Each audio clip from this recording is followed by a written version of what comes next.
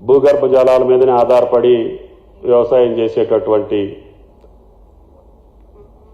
కాలమాన పరిస్థితుల్ని అనుకూలించక ఈనాడు కృష్ణానది జలాలు మీరు చూస్తున్నారు, గోదావరి జలాలు తీసుకునే దాంట్లో ఇబ్బందులు కూడా మీరు చూస్తున్నారు.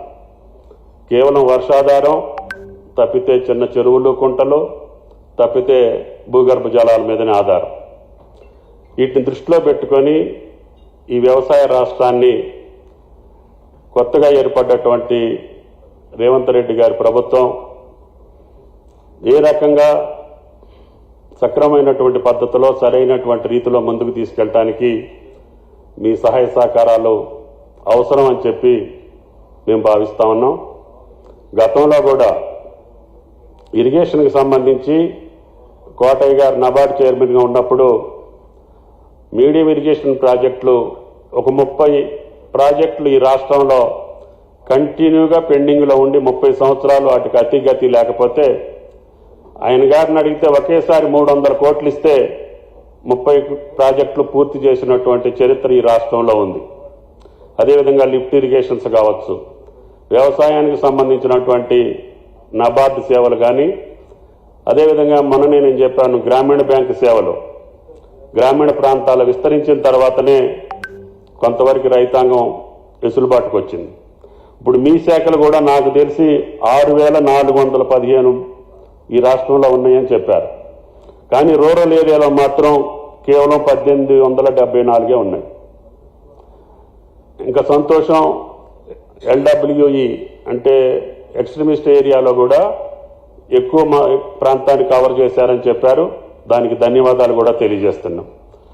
తప్పకుండా గిరిజన ప్రాంతం, గోదావరి పారివాహక ప్రాంతంలో అటవీ ప్రాంతం కావచ్చు, గతంలో అనేక సమస్యలతోటి ఆ ప్రాంతానికి మన సేవలు అందలేదు. ఈ మధ్యకాలంలో మీరు ఆ ప్రాంతాన్ని కవర్ చేశారు. అది అసిఫాబాద్ కావచ్చు, భద్రాచలం కావచ్చు, అదేవిధంగా పెద్దపల్లి, జయశంకర్, భూపాలపల్లి, ఆ జిల్లాలు ఈరోజు ఊపిరి పీల్చుకునే స్థితికి మీ బ్యాంకింగ్ వ్యవస్థ వచ్చింది. కాబట్టి దానికి అభినందనలు తెలియజేస్తున్నాం. అదేవిధంగా భారత ప్రభుత్వం కానీ రాష్ట్ర ప్రభుత్వం ప్రవేశపెట్టినటువంటి సోషల్ సెక్యూరిటీ, ఇన్సూరెన్స్ పథకాలు ఇంకా ప్రజలకి అవగాహనకి వెళ్లాల్సినటువంటి అవసరం ఉంది. వాటి టార్గెట్స్ను కూడా మీరు పెంచుకోవాల్సిన అవసరం ఉంది. వాటి వల్ల లబ్ధి పొందేదానికి, ఆ సబ్సిడీ పథకాలు అనుభవించేదానికి ప్రజలందరికీ వెసులుబాటు ఇవ్వాల్సినటువంటి అవసరం ఉంది. అదేవిధంగా మీ ప్రొజెక్షన్లో 161% ఇంక్రీజ్ చూపించారు ఈ సంవత్సరం. కానీ అగ్రికల్చర్కి నాకు తెలిసి 57% వచ్చింది. అందుట్లో అగ్రికల్చర్ సెక్టార్కి, అదేవిధంగా ఇన్ఫ్రాస్ట్రక్చర్కి, యాన్సిలరీ యాక్టివిటీస్కి కేవలం 14%, 13% ఉంది. వాటిని ఇంక్రీజ్ చేయాల్సినటువంటి అవసరం ఉంది.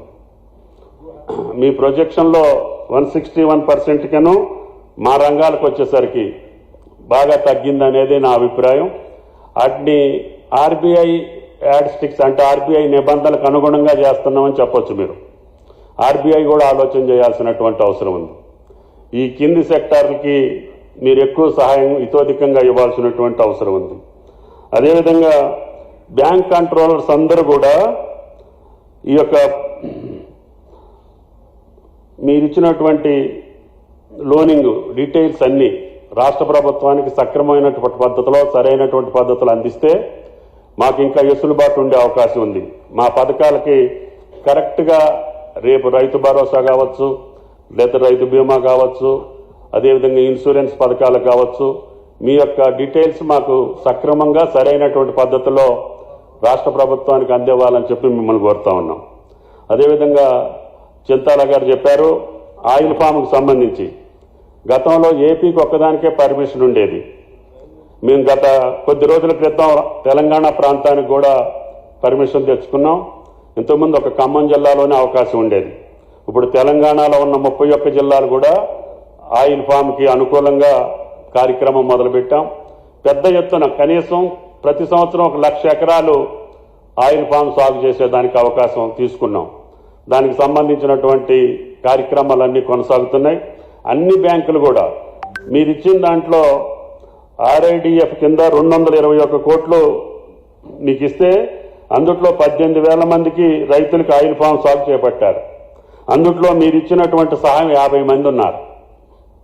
18,000 మంది రైతులు ఆయిల్ ఫామ్ సాగు ప్రారంభిస్తే బ్యాంకులు ఇచ్చినటువంటి సహాయం 50 మందికి ఉంది. అది మీరు ఒకసారి గమనించాల్సినటువంటి అవసరం ఉంది.